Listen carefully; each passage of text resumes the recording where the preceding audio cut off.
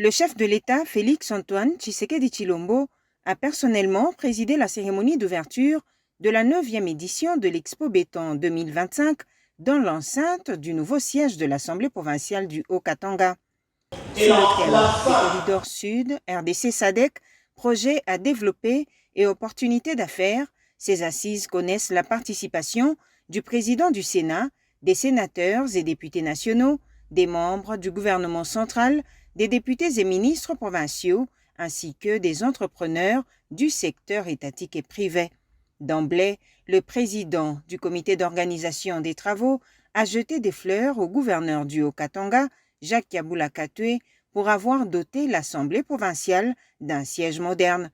Le sénateur Jean Bamanissa Saïdi a ensuite donné les grandes lignes de la 9e édition de l'Expo Béton 2025.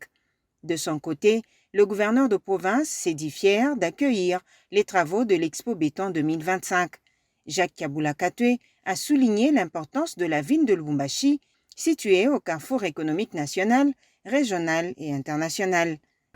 Expo Béton, ce salon dédié au développement des villes, des corridors et des zones économiques spéciales de la République démocratique du Congo est le forum par excellence d'exposition des projets à développer et des opportunités d'affaires. La province du Haut-Katanga est fière d'abriter ce grand événement.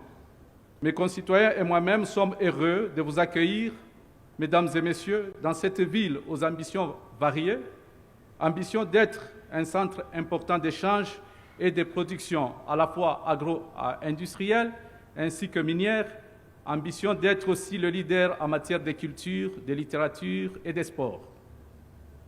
La ville de Lubumbashi, enfin, se revendique le carrefour des ambitions régionales, continentales et internationales en matière d'intégration logistique, commerciale et industrielle. Dans son allocution d'ouverture des travaux, le président de la République est revenu sur l'impératif du désenclavement de la République démocratique du Congo et du développement de différents corridors. Félix-Antoine Tshisekedi Tshilombo a aussi évoqué les opportunités qu'offre à notre pays le corridor de Lobito. Ce projet, fruit d'une coopération exemplaire entre la République démocratique du Congo, la Zambie et l'Angola, avec le soutien de partenaires internationaux, ambitionne de construire 1739 km de voies ferrées, dont 427 km sur notre territoire,